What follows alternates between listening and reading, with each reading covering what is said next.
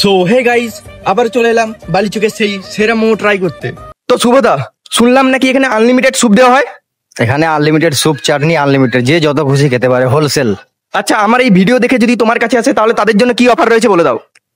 Offer বলতে ছোট ছোট বাচ্চাদের তো অফার তো আছেই, কেন বাচ্চারা তো প্রথম থেকে আমার যতদিনের দোকান ততদিন থেকে তো অফার তো চলছেই, ওদের মানে আছে, থাকবে আর সবসময় থাকবে ওদের জন্য।